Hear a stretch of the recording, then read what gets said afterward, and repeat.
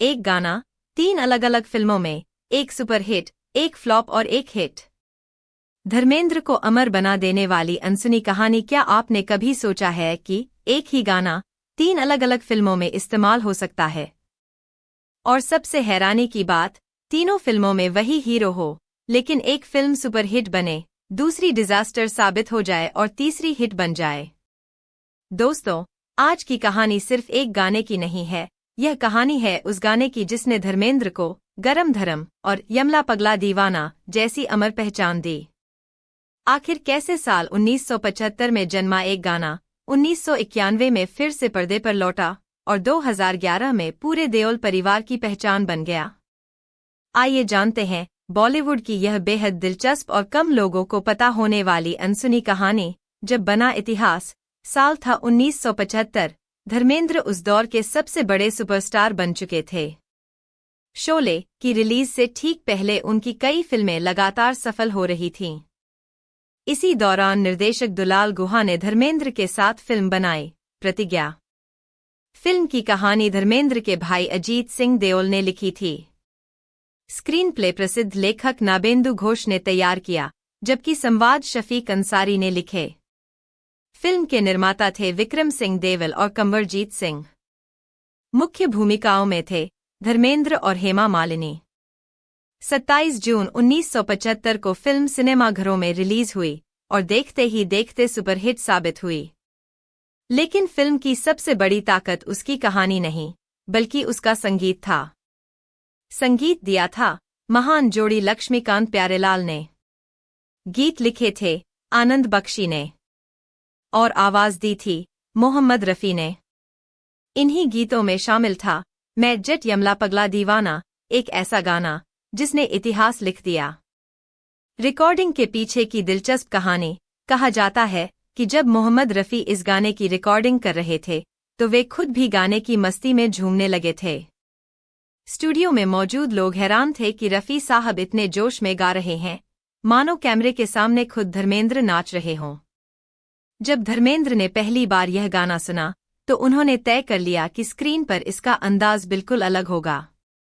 न कोई कठिन डांस स्टेप, न कोई भारी भरकम कोरियोग्राफी, बस खुलकर मस्ती। यही वजह रही कि धर्मेंद्र का वह देसी अंदाज आज भी लोगों के दिलों में बसा हुआ है। यहीं से उन्हें एक नई पहचान मिली, यमला पगला दीवाना, और धीरे धीरे लोग उन्हें गरम धर्म के नाम से भी पुकारने लगे। 16 साल बाद फिर लौटा वही गाना। समय बीतता गया, लेकिन यह गाना लोगों के दिलों से कभी नहीं उतरा। फिर आया साल 1991। निर्देशक अनिल शर्मा लेकर आए मल्टी स्टारर फिल्म फरिश्ते।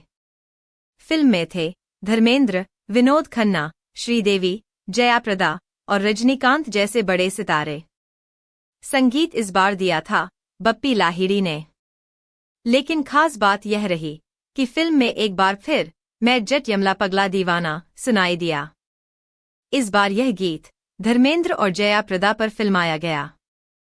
हालांकि इतनी बड़ी स्टारकास्ट होने के बावजूद फिल्म दर्शकों को प्रभावित नहीं कर सकी। फिल्म बॉक्स ऑफिस पर बुरी तरह असफल रही। कहा जाता है कि शूटिंग के दौरान कलाकारों और निर्माताओं के बीच कई मतभेद भी सामने आए, जिसका असर फिल्म के निर्माण पर भी पड़ा। लेकिन एक चीज फिर भी नहीं बदली, और वह था धर्मेंद्र के साथ जुड़ा यह अमर गीत। जब यही गाना बन गया फिल्म का नाम, करीब 20 साल बाद देओल परिवार ने फैसला किया कि अब इसी नाम पर पूरी फिल्म बनाई जाएगी। साल था 2011।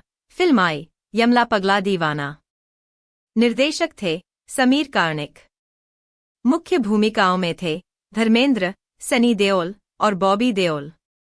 यह पहली बार था जब तीनों की केमिस्ट्री को दर्शकों ने इतने बड़े स्तर पर देखा। फिल्म में 1975 वाला वही अमर गीत एक बार फिर सुनाई दिया, लेकिन इस बार उसमें 3 पीढ़ियों का जादू था, धर्मेंद्र, सनी और बॉबी। फिल्म में कॉमेडी, इमोशन, एक्शन और पारिवारिक रिश्तों का शानदार मिश्रण था। करीब 29 करोड़ रुपए के बजट में बनी इस फिल्म ने दुनिया भर में लगभग 88 करोड़ रुपए की कमाई की और बॉक्स ऑफिस पर हिट साबित हुई। यानी एक ही गाना तीसरी बार भी दर्शकों का दिल जीत गया। दोस्तों, बॉलीवुड में हजारों गाने बने, लेकिन बहुत कम गानों को ऐसा सम्मान मिला जो 3 अलग-अलग फिल्मों में 36 साल तक एक ही सुपरस्टार के साथ बार बार इस्तेमाल किए गए। 1975 की प्रतिज्ञा, जहां इस गाने ने धर्मेंद्र को नई पहचान दी। 1991 की फरिश्ते, जहां फिल्म फ्लॉप रही, लेकिन गाना याद रहा। और 2011 की यमला पगला दीवाना, जहां यही गाना पूरे देओल परिवार की पहचान बन गया। यही वजह है कि आज भी जब कहीं मैं जट यमला पगला दीवाना बजता है तो सबसे पहले लोगों की आंखों के सामने धर्मेंद्र का मुस्कुराता चेहरा, उनकी मस्ती और उनका वही देसी अंदाज याद आ जाता है। शायद इसी को कहते हैं एक गाने का अमर हो जाना। अगर आपको बॉलीवुड की ऐसी ही अनसुनी कहानियां पसंद आती हैं तो वीडियो को लाइक करें, channel VK romantic love story को सब्सक्राइब करें और कमेंट में जरूर बताइए धर्मेंद्र का आपका सबसे पसंदीदा गाना कौन सा है। मिलते हैं अगली अनसुनी कहानी के साथ।